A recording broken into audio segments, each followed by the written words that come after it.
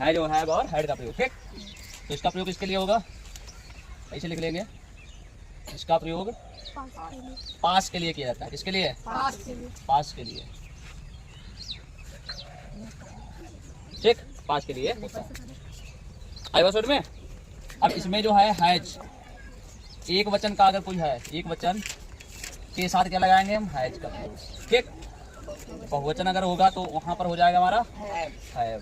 ठीक, और अगर बात पास्ट की चल रही है, पास्ट टेंस में, तो क्या लगेगा, हैड। पास्ट में बताएंगे। पास्ट की पहचान तो पूरा पढ़ा चुके हैं, जिसमें था निकले, थी निकले, थे निकले, हाँ थे निकले, थी निकले, हाँ। आधे समझे, मेरे पास 3 पेन थे, है ना। लेकिन यहाँ पर मुख्य क्रिया कोई थर्ड फॉर्म वगैरह कुछ नहीं होगी। आयो समझ में? पहला जैसे एग्जांपल हमने ले लिया है, मेरे पास 2 किताबें हैं। अब यहाँ मेरे पास, तो मेरा का मतलब यहाँ माई नहीं हो जाएगा। आगे अगर मेरा दे रखा है, तुम्हारा है ना, तुम्हारे पास, उसके पास, उनके पास, तो इनके जो सब्जेक्ट होते हैं वो लिखे जाएंगे। तो मेरा किस में आएगा, मैं। मेरा कैसे आता है, मैं। सब्जेक्ट क्या हो गया, मैं। माई की अंग्रेजी क्या हो जाएगी, मैं की अंग्रेजी आई। 2 किताबें। ठीक, तो समझ गए। तो मेरे क्या हो जाएगी, आई। आई होता है बहुवचन, बहुवचन में पकड़ लो है। अब ये कहाँ की हो गई, मेरे की हो गई, ये पास की हो गई। तो मेरे पास 2 किताबें हैं। इसमें जैसा वाक्य लिखा होता है वैसे लिख दिया जाता है। समझ गए। मेरे पास 2 की क्या हो जाएगी, 2 बुक्स। फिर समझो, जो अभी तक हमने तुमको टेंस पढ़ाए हैं, प्रेजेंट का पढ़ाया, पास्ट का पढ़ाया और फ्यूचर का पढ़ाया।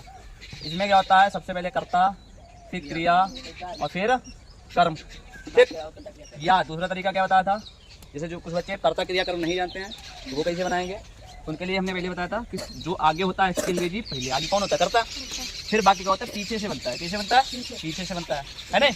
पीछे से आगे की, पीछे से। परंतु जो टेंस होते हैं अलग से टेंस आएंगे, जो समझो, जो अलग से टेंस आएंगे, जैसे पास वाले हो गए, किसी का प्रयोग हो गया, जो प्रयोग वाले ज़्यादातर होंगे वो जैसे लिखे होते हैं वैसे लिख दिए जाते हैं। जैसे मेरे आई हो गया पास की, अभी लिखा था हैज, हैड का प्रयोग पास के लिए किया जाता है। तो आई हैव टू बुक्स। समझ गए। इधर से उधर भागना नहीं, ये नहीं करना, पहले आगे का फिर पीछे से। समझ गए। प्रसाद, जैसे अगला दिया हमने है, तुम्हारे पास 3 कारें हैं। तुम्हारे पास 3 कारें हैं, तो तुम्हारे क्या हो जाएगी यहाँ पर, यू।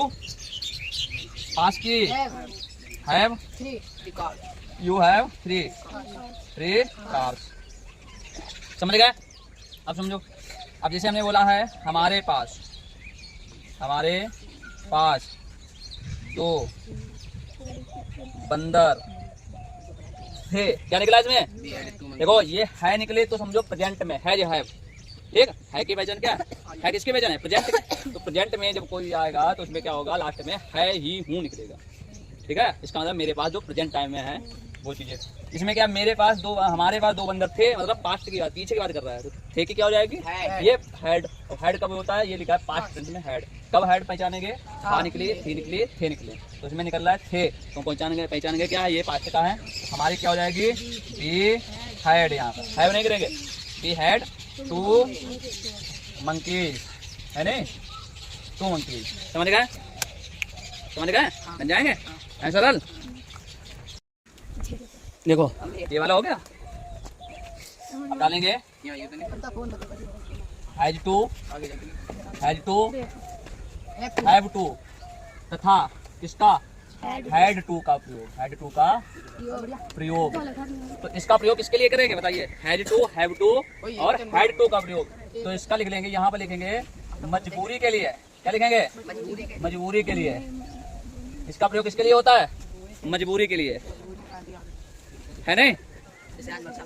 हाँ मत पगले, मजबूरी के लिए इसका। तो मालूम है एक वचन, बहुवचन और पास्ट में। सीधा हम आते हैं वाक्य पर। जैसे एग्जांपल इसके देखो, मुझे रोज स्कूल जाना पड़ता है। अब इसमें देखो, ये पढ़ के देखो, यही लग रहा है मजबूरी। छोटे छोटे बच्चे हैं, क्या करें यार, मुझे स्कूल रोज जाना पड़ता है, ना जाए तो मम्मी कूट देती हैं। तो इसका मतलब क्या, मुझे रोज स्कूल जाना पड़ता है, तो इसका क्या निकल रहा है पीछे से, पढ़ता है, मतलब मजबूरी हो गई है, मुझे उसको रोज जाना पड़ता है। तो इस तरीके से वाक्य में क्या करेंगे, I have to go to school daily. लो, बन गया। आई हैव टू, यहाँ पर लिखो, उसे रोज खाना पकाना पड़ता है। तो उसे रोज खाना पकाना पड़ता है, इसका मतलब क्या हो जाएगा, उसे रोज खाना पकाना पड़ता है, ना पकाए तो समस्या है नहीं। यहाँ पर क्या निकल रहा, मजबूरी के लिए। तो यहाँ पर क्या हो जाएगा, उसे के मतलब लड़की है तो शी करेंगे, तो यहाँ पर गर्ल सी होगी, ठीक है। तो यहाँ करेंगे she has to cook the food daily. ठीक, जैसे रमेश को पत्र लिखना पड़ता था।